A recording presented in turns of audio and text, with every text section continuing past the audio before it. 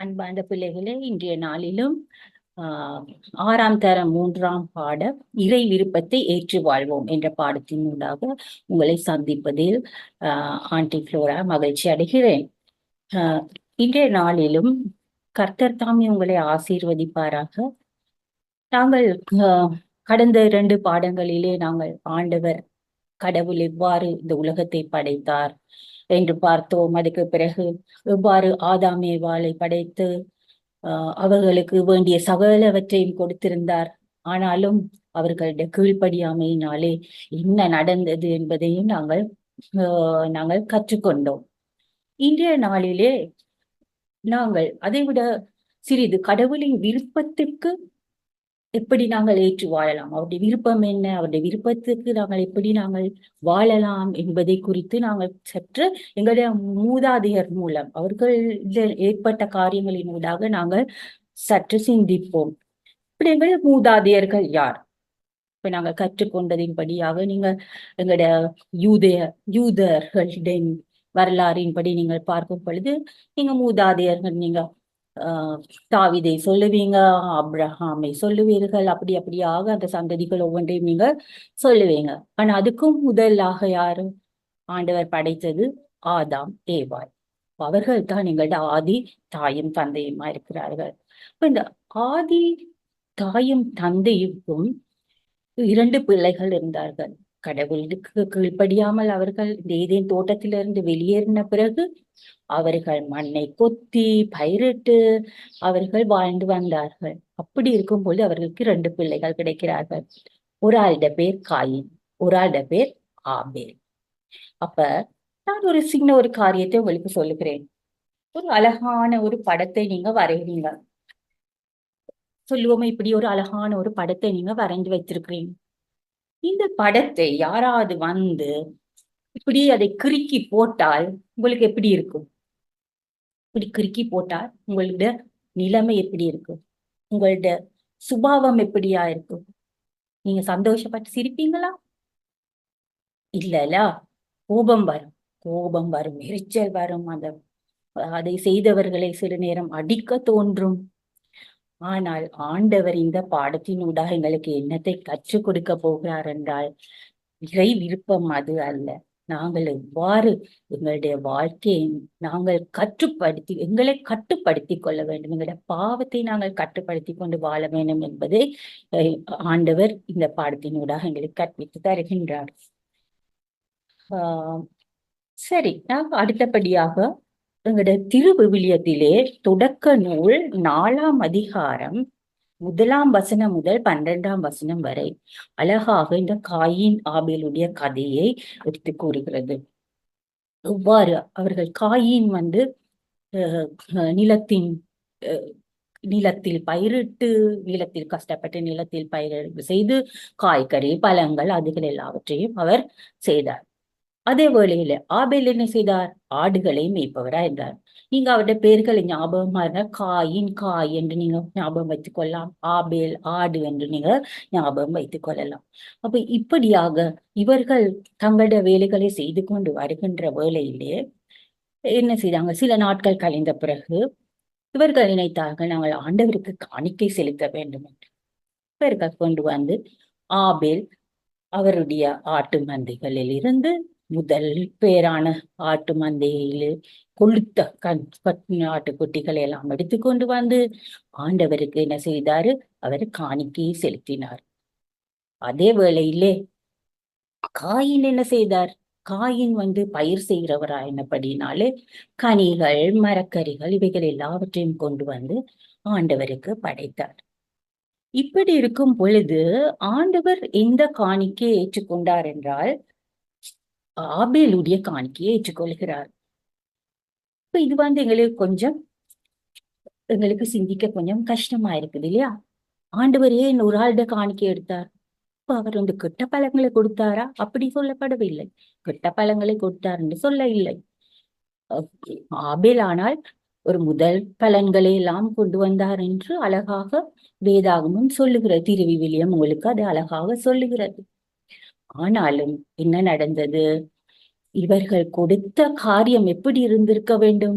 நாங்கள் அதை சிந்தித்து பார்ப்போம்.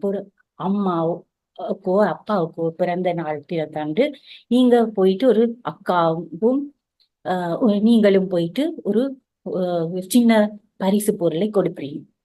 பரிசு பொருளை கொடுக்கும் பொழுது அக்காட பரிசு பொருளை அம்மா அதை நல்லா சிரித்து கொண்டு அழகா சந்தோஷமா எடுத்தா உங்களுடைய மனநிலை எப்படி இருக்கும்?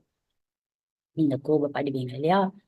ஏன் அம்மா எந்த பொருளை எடுக்கவில்லை என்று நீங்க கோபப்படுவீங்க. மாறாக அம்மா உங்களுடைய பொருளை ஏற்றுக்கொண்டு அக்காட பொருளை ஏற்றுக்கொள்ளாவிட்ட அக்காட மனநிலை எப்படி இருக்கும்? அவர்களும் கோபப்படுவார்கள், எரிச்சல் அடைவார்கள். இதே ஒரு சூழ்நிலை தான் இந்த காயின் ஆபேலுக்கும் உண்டானது. இவர்கள் என்ன செய்தார்கள்? இந்த காணிக்கையை ஆண்டவர் ஏற்றுக்கொள்ளாதபடியினாலே காயின் மிகவும் கோபமானார். அவருடைய முக நாடி என்ன செய்தது? அவருடைய முகம் மாறுபட்டது. பாருங்க, காயின் முகம் கோபப்பட்டது. அவருக்கு கவலை அடைந்தார். ஆண்டவர் ஏற்றுக்கொள்ளவில்லை என்று கவலை அடைந்தார், கோபப்பட்டார். இதனால என்ன செய்தது? அவருடைய முகம் மாறியது. ஆனால் ஆபேலோ கர்த்தர் கடவுள் என்னுடைய காணிக்கையை ஏற்றுக்கொண்டார் என்று சொல்லி அவர் சந்தோஷப்பட்டார். அப்ப இப்படி இருக்கிற நேரம் பிள்ளைகளே, இந்த காயினுக்கு அவருக்குள்ளாக அந்த கோபம் வரக்குல அவர் என்ன செய்தார்? ஆண்டவர் கேட்கிறார், ஏன் கடவுள் கேட்கிறார், ஏன் உண்ட முகம் மாறிடுச்சு? ஏன் நீ இப்படி மாறினாய்? உண்ட முகம் எல்லாம் மாறிட்டு உனக்கு கோபம் வருது, இப்படி இருக்காத, நீ பாவம் செய்யாத. பாருங்க, அழகாக இந்த வேதாகமத்தில் சொல்லுது. ஆனால் காயினையும் அவன் காணிக்கையும் அவர் கனிவுடன் கண்ணோக்கவில்லை. ஆகவே காயின் கடுஞ்சினமுற்றான், அவன் முகம் வாடியது. ஆகவே ஆண்டவர் காயினிடம், நீ ஏன் சினமுற்றிருக்கிறாய்? உன் முகம் வாடியிருப்பது ஏன்? நீ நல்லது செய்தால் உயர்வடைவாய் அல்லவா? நீ நல்லது செய்யாவிட்டால் பாவம் உன்மேல் வேட்கை கொண்டு உன் வாயிலில் படுத்திருக்கும். நீ அதை அடக்கி ஆள வேண்டும் என்றார். அப்ப பாத்தீங்களா? அப்ப நீ நல்ல காரியங்களை செய்தால் உனக்கு நன்மை உண்டாயிருக்கும், நீ தீயது செய்தால் தீயது இருக்கும். அப்ப அவருடைய வாழ்க்கை ஒருவேளை ஒரு அவர் ஒரு கீழ்ப்படி உள்ள ஒரு வாழ்க்கையை வாழ்ந்திருந்தாரோ என்னமோ எங்களுக்கு தெரியாது. பிறகு நீங்க வேதாகம பகுதிகளில் பார்க்கும் பொழுது அவருடைய கிரியைகள் நல்லதா இருக்கவில்லை என்று நாங்க பார்க்கிறோம். அதனால ஆண்டவர் ஒருவேள் அவருடைய காணிக்கையை ஏற்றுக்கொள்ளாமல் இருந்திருக்கலாம். ஆனா நீங்க ஒருவருக்கு ஒரு சந்தோஷமா நீங்க கொடுக்கும் பொழுது அவர் நிச்சயமாக அதை ஏற்றுக்கொள்வார் இல்ல? இப்ப நீங்க ஒரு ஃப்ரெண்டுக்கு நீங்க ஒரு கிஃப்ட் ஒன்றை தேடி நீங்க போற நேரத்துல அவருக்கு விருப்பமானதை தேடி 2-3 கடைகளுக்கு போயிட்டு தேடி அவருக்கு என்ன கலர் விருப்பம், என்ன விருப்பம் எல்லாம் பார்த்து நீங்க தேடி எடுத்து வர நேரத்துல அந்த கிஃப்டை நீங்க அழகா ரேப் பண்ணி கொண்டு போய் சந்தோஷத்தை முகத்தோட நீங்க போய் கொடுக்கும் பொழுது அதை அவர் ஏற்றுக்கொள்கிற விதம் வேறு.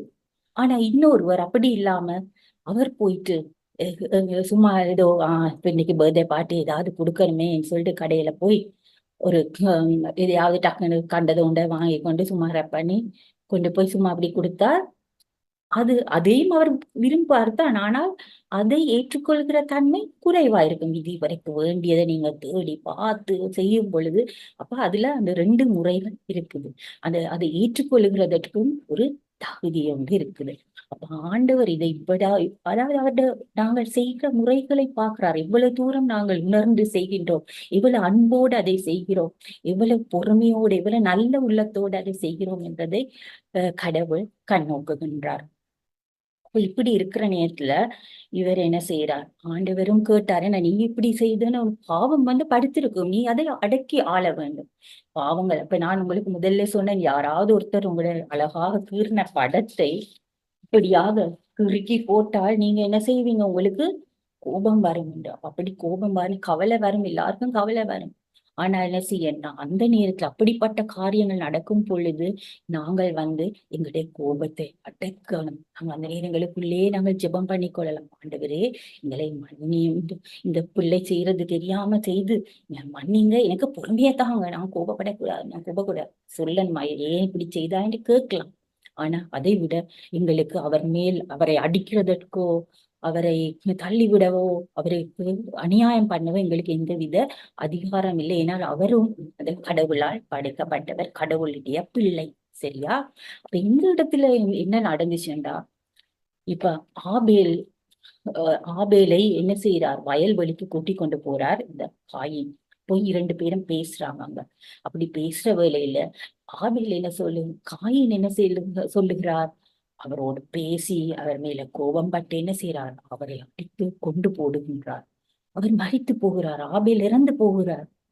இறந்து அவனை கொலை செய்து விட்டான். இப்ப காயின் ஆபேலை கொலை செய்து விட்டான். இப்ப இதனால என்ன நடக்குது, கர்த்தர் அந்த சத்தத்தை கேட்டார். ஆபேலுடைய அந்த இரத்தம் அவரை கூப்பிட்டது. இரத்தம் உயிரல்லவா, அந்த உயிர் ஆண்டவர் அழகாக படைத்த உலகம் பாருங்க, இவ்வளவு எல்லாவற்றையும் பார்த்து பார்த்து அவர்களிடம் அப்பா அம்மாவும் என்ன செய்தார்கள், கீழ்ப்படியாமல் அந்த ஏதேன் தோட்டத்தை விட்டு வெளியேறினார்கள். ஆனால் என்ன நடந்துச்சு, அவர்கள் வெளியிறங்க வேண்டிச்சு இந்த ஒரு சிறிய காணிக்கைக்காக. பாருங்க, ஆபேல் காயின் இப்படிப்பட்ட பழங்களை எல்லாம் அவருக்கு காணிக்கையாக செலுத்தினார். ஆபேலோ இந்த ஆட்டுக்குட்டிகளை செலுத்தினார். அப்படி இந்த 2 செலுத்த பொழுது ஆண்டவர் எதை ஏற்றுக்கொண்டார், இந்த ஆட்டுக்குட்டியை காணிக்கையை ஏற்றுக்கொண்டபடியினாலே வந்த வினை இது. இதனால என்ன நடந்துச்சு, அவருக்கு கோபத்தை அவர் என்ன செய்தார், அவருக்கு காயினால் அந்த கோபத்தை எரிச்சலை கட்டுப்படுத்தி கொள்ள முடியாததினாலே என்ன செய்தார், கொலைக்கு போகிறார். பாவம் பாவம், அதுவது பொல்லாத பாவம். ஆண்டவர் அழகாக படைத்து இந்த உலகம், அவர் இந்த இடத்திலே நாங்கள் சந்தோஷமாய் வாழ வேண்டும் என்று. ஆனால் என்ன நடந்தது, அது பாவம் ஒன்றுக்கு மேல் ஒன்றுக்கு மேல். தாங்கள் தாய் தகப்பன் செய்த பாவம் மட்டுமல்லாமல் இது அதை விட பெரிய ஒரு கொலைக்குள்ளாக அவர்கள் போகிறார்கள். பெரிய பாவத்துக்குள்ளாக இந்த காயின் போய்விட்டான். ஆனால் கடவுள் அவரை தண்டிக்கவில்லை. கேட்கிறார் கடவுள், ஆபேல் என்ன அவன் சகோதரனாகிய ஆபேல் எங்கே என்று கேட்கிறார். அப்ப காயின் என்ன சொல்லுகின்றார், அவருக்கு நான் காவலாளியோ, எனக்கு தெரியாது, அவருக்கு நான் காவலாளியான்னு கேட்கிறேன். ஆம், நாங்கள் ஒவ்வொருவரும் காவலாளிகள் தான். எங்களுடைய சகோதரருக்கு என்ன நடக்க இருக்கிறது நாங்க பார்க்க வேணும், அவர்களை நாங்கள் என்ன செய்ய வேணும், அவர்களை நாங்கள் பாதுகாக்க வேணும், அவர்களுக்கு வேண்டிய அனைத்து காரியங்களையும் செய்யணும். நாங்கள் எங்களை மட்டும் சுயநலமாயிருக்க முடியாது. அப்ப நாங்கள் உண்மையிலே எல்லாருக்கும் காவலாளிகள் தான். கர்த்தர் எங்களை மற்றவர்களையும் பாதுகாக்கும்படியாகத்தான் வைத்திருக்கிறார். அப்ப இந்த இடத்துல ஆண்டவர் என்ன செய்யறாரு, இவருக்கு காயினுக்கு காயினை அழிக்கவில்லை. கடவுளுக்கு தெரிஞ்சிருந்தா, நீ என்னுடைய மகனை அழித்து விட்டாய், உன்னையும் நான் அழித்து விடுவேன், அழித்து விட இல்லை. அவர் என்ன செய்தார், அதற்கு பதிலாக காயினுக்கு தண்டனையை மட்டும் கொடுக்கிறார். நீ உன் சகோதரனுடைய இரத்தத்தை நீ சிந்தினபடியினாலே இந்த பூமி உனக்கு பலனை கொடுக்காது.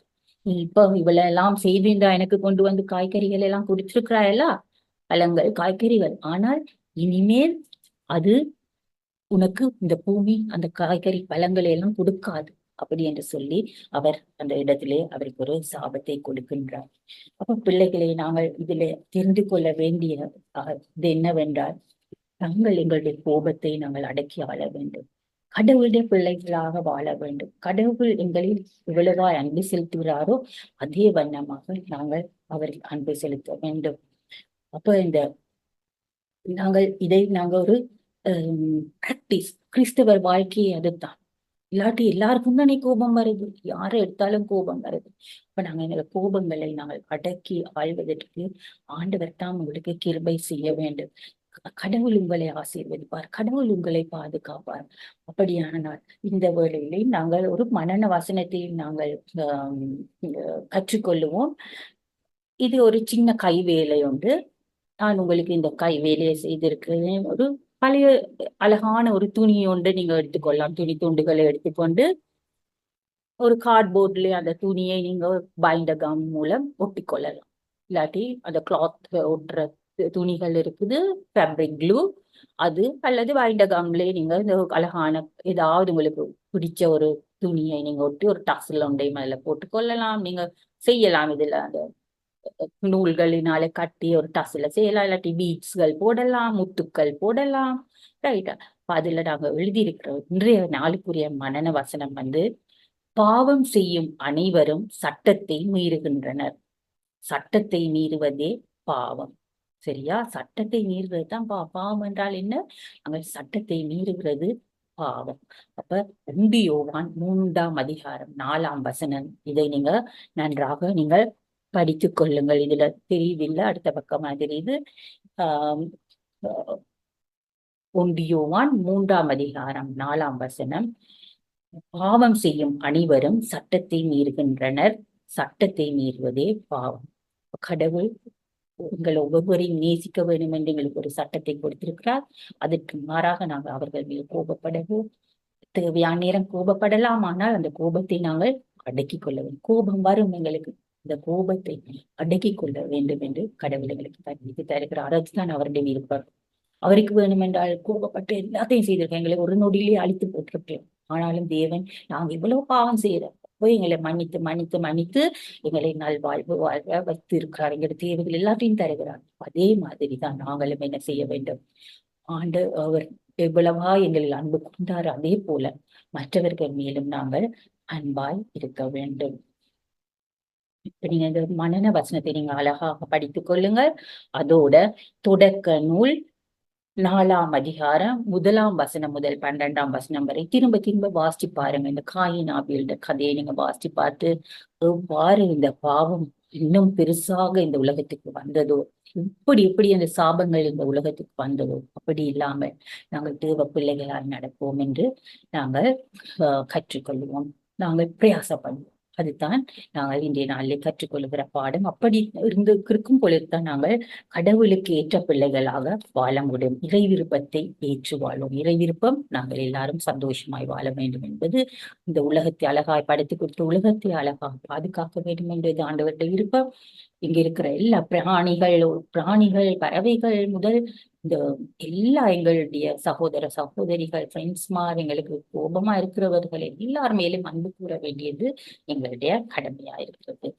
சரி, நாங்கள் கண்களை மூடி ஆண்டவரிடம் கேட்போம். எங்களுடைய பாவம் எங்களுடைய கோபங்களை அடக்கி ஆள்வதற்கு எங்களுக்கு உதவி செய்யும் போது நாங்கள் கண்களை மூடி கைகளை கூப்பி ஆண்டவரிடம் கேட்போம். அன்புள்ள இயேசப்பா, நீர் இந்த நாளை தந்தபடியா நமக்கு நன்றி செலுத்துகிறோம். நீர் எங்களோடு கூட இருக்கிறதற்காக நன்றி அப்பா. ஆண்டவரே, நீர் எங்களை வழி நடத்தும், பலப்படுத்தும். எங்களுடைய கோபங்களை நாங்கள் ஆண்டு கொள்ள ஆண்டவரே சுவாமி, அதை நாங்கள் கட்டுப்படுத்திக் கொள்ள, எங்களுடைய பாவங்கள் ஒவ்வொன்றையும் நாங்கள் கட்டுப்படுத்தி உனக்குள்ளாக நாங்கள் நல்ல பிள்ளைகளாய் வளர்ந்து வர, இந்த உலகத்தில் உள்ள அனைவரையும் நாங்கள் நேசிக்க எங்களுக்கு உதவி செய்யுங்கப்பா. ஆண்டவரே, எங்களை பாதுகாத்திலும் வழிநடத்திலும் நாங்கள் கோபத்துக்குள்ளாகாதபடி நீர் எங்களை விடுவித்து காக்கும்படியால் உடைய நாமத்தினாலே கெஞ்சி மன்றாடி கேட்டுக்கொள்றோம் வல்ல அப்பா. ஆமேன்.